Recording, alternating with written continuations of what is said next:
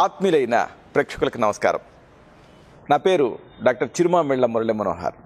Family health అనే ఈ చక్కని కార్యక్రమాల పరంపరలో మనల్ని, మన కుటుంబ సభ్యుల్ని ఇబ్బంది పెట్టేటటువంటి అనేక రకాల సమస్యలకు అతి సులువైన, అతి విలువైన, శక్తివంతమైన, ప్రభావవంతమైన, ఏమాత్రం ఖర్చు లేని చక్కని ఆయుర్వేద ఔషధాల తయారీని నేర్చుకుంటున్నాం, తెలుసుకుంటున్నాం.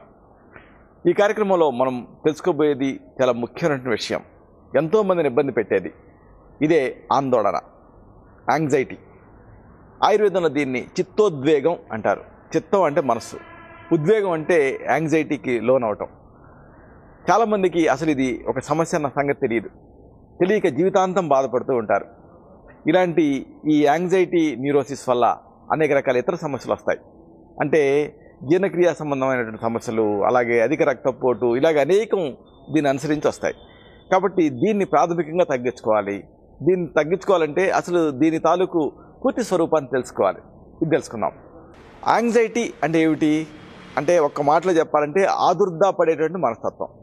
మామూలుగా కొద్దో గొప్ప అందరికీ ఆదుర్దా ఉంటుంది, కానీ అది అతి మితిమీరిందనుకోండి, అప్పుడు దాన్ని యాంగ్జైటీ డిజార్డర్ అని, యాంగ్జైటీ న్యూరోసిస్ అని అంటారు. దీన్ని అశ్రద్ధ చేశారనుకోండి, ఇతర మానసిక సమస్యలు వస్తాయి. అలాగే దాన్ని అనుసరించి ఇతర శారీరక సమస్యలు కూడా వస్తాయి. ఆయుర్వేదం దీన్ని ఘృతపాత్ర న్యాయం అంటుంది. అంటే ఘృతం వల్ల పాత్ర, పాత్ర వల్ల ఘృతం, ఒకదాని వల్ల ఒకటి వేడెక్కుతాయి. అదేవిధంగా మనసు వల్ల శరీరం, శరీరం వల్ల మనసు, ఒకదాని వల్ల ఒకటి ప్రభావితం అవుతాయి, వ్యాధిగ్రస్తం అవుతాయి. కాబట్టి రెండిట్లో ఏది సమస్య వచ్చినా రెండోది ఇబ్బంది అవుతుంది. కాబట్టి రెండింటిని పరిష్కరించుకోవాలి. దానికి ముఖ్యంగా ఈ మానసిక సమస్యలను పరిష్కరించుకోకపోతే శారీరక సమస్యలు వస్తాయి. కాబట్టి ఈ యాంగ్జైటీని తగ్గించుకోవాలంటే అసలు దానికి దారితీసే కారణాలు తెలుసుకోవాలి. మానసిక కారణాలు ముఖ్యమైన కారణం ఈ యాంగ్జైటీ డిజార్డర్కి. ముఖ్యంగా డిప్రెషన్ అంటే కుంగుబాటు ఒక కారణం. కాబట్టి డిప్రెషన్కి దారితీసే అన్ని పరిస్థితులను చక్కదిద్దుకోవాలి. అలాగే శారీరక కారణాల వల్ల కూడా ఆందోళన వస్తుంది. ఉదాహరణకి ఎసిడిటీ ఉందనుకోండి, మీకు యాసిడ్ పొంగుతూ ఉంటుంది, ఏ అర్ధరాత్రం మేలుకు వస్తుంది, మంటగా అనిపిస్తుంది, ఇంకా గుండె నొప్పి ఏమో అని భయం వస్తుంది. అక్కడ నుంచి ఆందోళన వచ్చేస్తుంది. ఎప్పుడు ఎసిడిటీ వచ్చినా, ఎప్పుడు గ్యాస్ తయారైనా అది గుండె నొప్పి అనిపిస్తుంది, ఆందోళన వచ్చేస్తుంది మీకు. అలాగే గుండె జబ్బులు సరే దీంతో కూడా ఆందోళన ఉంటుంది. అలాగే థైరాయిడ్ సమస్యలు ఉన్నప్పుడు కూడా ఆందోళనగా అనిపిస్తూ ఉంటుంది. హైపర్ థైరాయిడిజం ఇలాంటి కండిషన్స్లో బాగా యాంగ్షియస్గా అనిపిస్తూ ఉంటుంది. ఇక మెనోపాజ్లో కూడా, అంటే ఈ ముట్టుడిగే టైంలో, రజోనివృత్తి సమయంలో కూడా బాగా ఆందోళనగా అనిపిస్తూ ఉంటుంది. అలాగే ఇంకా ప్రధానమైన కారణం ఏంటంటే అయ్యదార్థ కారణాలు. అంటే అయ్యదార్థ కారణం అంటే ఏమిటంటే, అక్కడ ఏమి ఉండదు కానీ ఉందేమో అనిపిస్తూ ఉంటుంది. అక్కడ ఏ తాడో ఉంటుంది కానీ అది పాములాగా అనిపిస్తూ ఉంటుంది. అలాగే మీకు ఎక్కడో ఏదో ఒక చిన్న గడ్డ తయారవుతుంది, చీమ గడ్డ ఏదో, క్యాన్సర్ ఏమో అనిపిస్తూ ఉంటుంది. ఇలాగా ఫ్యాక్టీషియస్ అంటే అక్కడ నిజానికి అక్కడ ఏమి ఉండదు కానీ ఉందేమో అని అనిపిస్తూ ఉంటుంది. ఇలాంటి తత్వం మీకుంటే అది ఆందోళనకి దారితీస్తుంది. కాబట్టి ఇలాంటివన్నీ కూడా, ఈ సమస్యలన్నీ కూడా మనకి తెలియకుండానే ఈ సమస్యని ఆందోళనకి గురి చేస్తూ ఉంటాయి. అలాగే స్త్రీ పురుషులని మనం పోలిస్తే మహిళల్లో ఈ సమస్య ఎక్కువ. అంటే మహిళలై ఉండటమే ఒక కారణం ఆందోళనకి. అందుకే మహిళలు ఎక్కువగా ఆందోళనకు గురవుతూ ఉంటారు. ఇంకా చిన్నతనంలో మనసుకి ఏదన్నా గాయం అయిందనుకోండి, ట్రామా, సైకలాజికల్ ట్రామా, అప్పుడు కూడా ఆందోళన వస్తుంది. ఇక తీవ్రస్థాయి అపరిష్కృతమైనటువంటి వ్యాధులు, అంటే వీటికి జవాబు లేదు అని తెలిసినప్పుడు ఒక్కసారిగా డిప్రెషన్, దాన్ని అనుసరించి ఆందోళన వచ్చేస్తూ ఉంటాయి. ఉదాహరణకు ఏ రుమటాయిడ్ ఆర్థరైటిస్ ఉంది అని ఏ డాక్టర్ చెప్పారనుకోండి, మీకు నెట్లో చూసుకుంటారు మీరు. నెట్లో వాడు నిర్మోహమాటంగా దీనికి చికిత్స లేదు, ఇది జీవితాంతం ఉంటుంది, ఇట్ కెన్ కిల్ యూ, ఇలాంటి పదాలు వాడతాడు. ఇక మీకు ఆందోళన వచ్చేస్తుంది. ఇలాగా ఇక ఒత్తిడి పడే తత్వం, అలాగే జన్యువులు అంటే జన్యుపరంగా కూడా మనస్తత్వం, ఒకవేళ మీకు ఆందోళన పడే మనస్తత్వం మీ కుటుంబాల్లో ఉంటే మీకు ఉంటుంది. ఇక వ్యసనాలకి బానిస అవడం వల్ల కూడా ఆందోళన వస్తుంది. స్మోకింగ్, ఆల్కహాలు, అలాగే మత్తు మందులు, వీటికి బానిస అయ్యారనుకోండి, అది వాడితే తప్ప మీకు ఊరటగా ఉండదు, అదేమో మీకు ఆందోళన కలగజేస్తూ ఉంటుంది. ఇది విషయస్ సైకిల్. ఇవన్నీ కూడా యాంగ్జైటీకి దారితీస్తాయి. ఇలా యాంగ్జైటీ ఉన్నప్పుడు ఎలా తెలుస్తుంది అంటే, కొన్ని ప్రత్యేకమైన లక్షణాలు ఉంటాయి. ప్రతిదానికి కూడా హైరాణ పడుతూ ఉంటారు. ఉదాహరణకు మీకు 2ంటికి ట్రైన్ అనుకున్నాం, 12 నుంచి 6 మొదలవుతుంది ఆందోళన.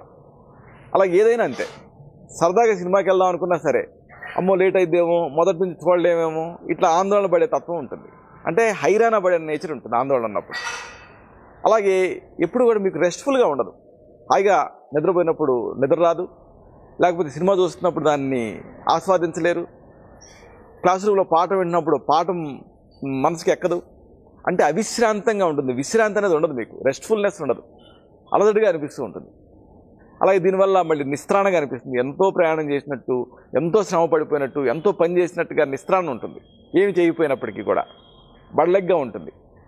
అలాంటికి మించి ఫోకస్ ఉండదు, మనసును లగ్నం చేయలేరు యాంగ్జైటీ ఉన్నప్పుడు.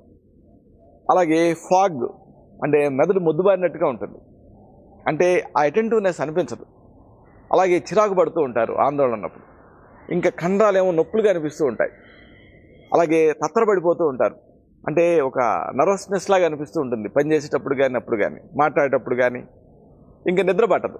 నిద్ర పట్టకపోవడం వల్ల దాన్ని అనుసరించి ఇంకా అనేక ఇక్కట్లు వస్తాయి. అలాగే ఆందోళనగా ఉన్నప్పుడు చెమట ఎక్కువగా పోస్తూ ఉంటుంది. అలాగే వికారంగా అనిపిస్తూ ఉంటుంది, తెములుతున్నట్టుగా. అలాగే విరేచనాలు కూడా అవుతాయి ఆందోళనలో, ఎందుకంటే ఆ గ్యాస్ట్రోఇంటెస్టైనల్ మొటిలిటీ పెరిగిపోతుంది. ఇంకా ఆయాసపడిపోతూ ఉంటారు. గుండె వేగం పెరిగిపోతుంది. ఎంత పెరుగుతుందంటే గుండె పెరిగి పెరిగి పెరిగి అది ఆగిపోతుందన్నంత ఆందోళన వచ్చేస్తుంది. ఇలాంటివన్నీ కూడా యాంగ్జైటీలో కనిపించేటువంటి ముఖ్యమైన లక్షణాలు. ఇలాంటి ఈ ఆందోళనని ఆయుర్వేదంలో మొట్టమొదటి లైన్ ఆఫ్ ట్రీట్మెంట్ ఏమిటంటే అతత్వాభినివేశం. అంటే మనకి లేనిది ఉన్నట్టుగా, ఉన్నది లేనట్టుగా ఉండటం అతత్వం అంటాం. కాబట్టి అతత్వాభినివేశం అంటే ఏంటంటే లేనిది ఉన్నట్టుగా ఊహించుకోవటం, ఆపోజిట్. దీంతో మీకు మనసు ప్రశాంతంగా ఉంటుంది. ఉదాహరణకు ఒక చక్కటి ఉద్యానవనంలో వర్షం మధ్య మీరు తడుస్తున్నట్టుగా మీరు ఊహించుకున్నారనుకోండి, ఆటోమేటిక్గా మీకు యాంగ్జైటీ తగ్గుతుంది. చూడండి, ఒక మాట, ఒక పరుష పదం, ఒక తిట్టు మీకు ఆందోళన పెంచినప్పుడు అదే అనునయమైనటువంటి ఒక మాట, అనునయమైనటువంటి ఒక వాక్యం ఆందోళన తగ్గిస్తుంది. సంప్రాప్తి విఘటనమే చికిత్స అంటుంది ఆయుర్వేదం. కాబట్టి ఇలాగ అతత్వాభినివేశంతో, ఆ తర్వాత ఆశ్వాసన అంటే ధైర్యంతో ఆందోళన తగ్గించుకోవాలి. అలాగే దీనికి ఫిజికల్గా పనిచేసేటువంటి చక్కని ఔషధాలు కూడా ఉన్నాయి. ఉదాహరణకు ఒక చక్కటి ఔషధం తీసుకుందాం. దీనికి మీకు కావాల్సింది తాజా తులసి ఆకులు ఒక గుప్పెడు. అలాగే దీన్ని జ్యూస్ తీసి దీన్ని ముక్కు లోపల డ్రాప్స్గా వేసుకోవాలి. కాబట్టి ఒక ఐ డ్రాపర్ లేదా ఇంక్ ఫిల్లర్ కూడా సిద్ధం చేసుకోండి. ప్రతిరోజు కూడా అలా చక్కగా తాజా తులసి ఆకుల్ని తెచ్చుకోండి, ఒక గుప్పెడు తెచ్చి బాగా కడగండి. కడిగి ముద్దగా దంచండి. దంచిన తర్వాత గుడ్లో వేసి పిండండి, తులసి రసం దిగుతుంది. ఇప్పుడు దీన్ని ఒక దూదితో కానీ, ఇంకు ఫిల్లర్తో కానీ తీసుకోండి, లేదా ఐ డ్రాపర్తో కూడా తీసుకోవచ్చు. వాడేసినటువంటి ఐ డ్రాపర్తో తీసుకొని ఒక్కొక్క ముక్కురంధ్రంలో 1 లేదా 2 చుక్కలు డ్రాప్స్ కింద వేసుకోండి. నత్యకర్మ అంటాం. పడుకొని డ్రాప్స్ కింద వేసుకోవాలి. దీంతో ఆశ్చర్యకరంగా ఆందోళన తగ్గుతుంది, తీవ్రత తగ్గుతుంది. తులసి మెదడుని శక్తివంతం చేస్తుంది. ఇది సాక్ష్యాధారాలతో సహా రుజువైనటువంటి విషయం. అందుకే మన పూర్వకాలం నుంచి కూడా ఈ అవసాన దశల్లో ఉన్నప్పుడు లేదా డెత్ బెడ్ మీద ఉన్నప్పుడు కూడా తులసిని పోస్తూ ఉంటారు. ఎందుకంటే ఆ డెత్ ఫియర్ లేకపోతే ఆందోళన ఇలాంటివన్నీ తగ్గించడం దీని వెనుక ముఖ్యమైన ఉద్దేశం. ఇలాంటిదే మరొక మంచి చికిత్స, ఆందోళన తగ్గించే చికిత్స. దీనికి మీకు కావాల్సింది శంఖపుష్పి పువ్వులు, అలాగే ఆవు పాలు. శంఖపుష్పి, అలాగే మీరు ఆ పొలాల మధ్య వెళ్తూ ఉంటే కంచెల మీద చక్కగా శంఖంలాగా నీలాకారంలో కానీ తెల్లగా కానీ అచ్చం శంఖం ఆకారంలో పువ్వులు ఉంటాయి. ఏ ప్రత్యేకత లేనటువంటిటువంటి ఈ శంఖపుష్పి ఆందోళన తగ్గించేటువంటి అద్భుతమైన శక్తి సామర్థ్యాలు కలిగి ఉంటుంది. అలాగే ఆవు పాలు మీకు తెలిసినవే. ఈ రెండింటిని ఉపయోగిస్తూ ఒక చక్కటి నస్యకర్మ ఉంది, ఇది కూడా ఆందోళన తగ్గిస్తుంది. శంఖపుష్పి పువ్వులు నీలం రంగులో ఉంటాయి, తెల్లగా కూడా ఉంటాయి, కంచెల మీద పాకుతూ ఉంటాయి. వీటిని తెచ్చుకొని నీడలో ఎండబెట్టండి. ఎండిన తర్వాత పొడి చేసుకోండి. అంటే శంఖపుష్పి పువ్వుల పొడి సిద్ధం అవుతుంది. నిల్వ చేసుకోండి. దీన్ని పూటకి 1 టీ స్పూన్ మోతాదుగా 2 పూట్ల వేడి ఆవు పాలకు కలిపి లోపలికి తాగండి. దీంతో మంచి ఫలితం ఉంటుంది. శంఖపుష్పి పువ్వుల చూర్ణం, దీన్ని ఆవు పాలకు కలిపి తీసుకుంటూ ఉండాలి. దీన్ని శంఖపుష్పి పువ్వుల చూర్ణం దీన్ని తయారుగా నిల్వ చేసి పెట్టుకోవాలి. నీడలో ఎండబెట్టి చూర్ణం చేసుకొని నిల్వ చేసుకొని పూటకి 1 టీ స్పూన్ పొడి, 1 టీ స్పూన్ తీసుకొని ఉదయం సాయంత్రం ఒక అరకప్పు కానీ కప్పు కానీ వేడి పాలకు కలిపి తాగాలి. పాలల్లో కూడా ట్రిప్టోఫాన్ ఉంటుంది, ఇది సహజమైన నిద్రకి సహాయపడుతుంది. ఈ శంఖపుష్పి పువ్వుల పొడి వేశారు కాబట్టి చక్కటి నిద్రాజనకంగా ఆందోళన తగ్గించే ఔషధ తత్వాలు కలిగి ఉంటుంది. అయితే 1-2 రోజులు కాదు, 40 రోజులు వాడాలి. దీంతో ఆందోళన తగ్గుతుంది, మనసు ప్రశాంతంగా ఉంటుంది, హాయిగా నిద్రపడుతుంది. ఇలాంటిదే ఆందోళన తగ్గించే మరొక మంచి చికిత్స. దీనికి మీకు కావాల్సింది బాదం నూనె. అలాగే దీన్ని ముక్కులో డ్రాప్స్ కింద వేసుకోవాలి కాబట్టి ఒక ఇంక్ ఫిల్లర్ కానీ లేదా ఐ డ్రాపర్ కానీ. ఈ ఆల్మండ్ ఆయిల్ అసలైన దాన్ని తెచ్చుకోవాలి మీరు. ఈ బాదం నూనెని మార్కెట్ నుంచి అసలైన దాన్ని తెచ్చుకొని దీన్ని 2 ముక్రంధ్రాల్లో ఒక్కొక్క ముక్రంధ్రంలో 2 చుక్కల చొప్పున డ్రాప్స్ కింద వేసుకోండి. ఈ పద్ధతిని ఆయుర్వేదంలో నస్యకర్మ అంటారు. చూడండి, నాసో శిరసో ద్వారం అని ఆయుర్వేదంలో చెప్తారు. అంటే ఈ ముక్కు అనేది శిరో సమస్యలన్నిటికీ ఒక ద్వారం లాంటిది. అంటే ఒక తిరగేసినటువంటి చెట్టుతోటి పోలుస్తుంది ఆయుర్వేదం. చూడండి, చెట్టుకి రూట్స్ అనేవి ముఖ్యం. రూట్స్ నుంచి ఆహారాలు తీసుకుంటుంది. మన శరీరం ఒక తిరగేసిన చెట్టు లాంటిది. కాబట్టి మన శరీరానికి మొత్తానికి కూడా ఈ ఆహారాలు కానీ లేకపోతే ఈ ఎలిమెంట్స్ కానీ ఎక్కడి నుంచి అందుతాయి అంటే ఈ శిరస్సు ద్వారా అందుతాయి. ముఖ్యంగా ముక్కు నుంచి కూడా ఔషధాలను ప్రయోగించే ప్రక్రియను ఆయుర్వేదంలో నస్యకర్మ అంటారు. ఇలాగా ముక్కులో డ్రాప్స్ కింద వేసుకోవాలి. రోజుకి 3 సార్లు ఈ బాదం నూనెని వేసుకుంటూ ఉండాలి. 40 రోజులు వాడితే ఆందోళన తీవ్రత తగ్గుతుంది, మనసు ప్రశాంతంగా మారుతుంది, దీంతో హాయిగా నిద్రపడుతుంది. ఇలాగ మీకు అనువైనటువంటి ఒక చికిత్సను తీసుకుంటూ కొన్ని జాగ్రత్తలు కూడా తీసుకోవాలి. ప్రతిరోజు అర్ధశక్తిగా వ్యాయామం చేయండి. అర్ధశక్తిగా అంటే ఏంటంటే మీ నుదుటి మీద చెమట పట్టే అంత వ్యాయామం చేయాలి. ఇలాగా ఇలా ఎక్సర్సైజ్ చేయడం వల్ల ఏమిటి లాభం అంటే ఎండార్ఫిన్స్ అని రిలీజ్ అవుతాయి. ఇవి సహజమైనటువంటి హార్మోన్. వీటితోటి ఒక ఉత్సాహం అనేది మీకు తిరిగి వస్తుంది. కాబట్టి రోజువారీగా ఎక్సర్సైజ్ చేయండి. మీరు చూడండి, మీకు ఎప్పుడైనా ఆందోళనగా అనిపిస్తున్నప్పుడు ఎక్కడ పని అక్కడ వదిలేసేసి హాయిగా జాగింగ్ చేసి రండి, లేకపోతే నడిచి రండి, లేకపోతే ఏదైనా కొంచెం ఎక్సర్సైజ్ చేయండి. వెంటనే మీకు ఆందోళన స్థాయి తగ్గిపోతుంది. ఇది మీకు అనుభవం అవుతుంది. ఎందుకంటే ఎండార్ఫిన్స్ రిలీజ్ అవుతాయి కాబట్టి. అలాగే రోజు ఆకుకూరలు, కాయగూరలు వీటిని తింటూ ఉండండి. అలాగే కొవ్వు పదార్థాలు, తీపి పదార్థాలు వదిలేయండి. ఆల్కహాల్ అస్సలు మంచిది కాదు, ముట్టుకోకండి. అలాగే మత్తు మందులు కూడా ముట్టుకోకండి, వదిలేయండి. అన్నిటికీ మించి రిలాక్సేషన్ పద్ధతులు పాటించండి. అంటే మనసుని సేద తీర్చేటువంటి పద్ధతులు.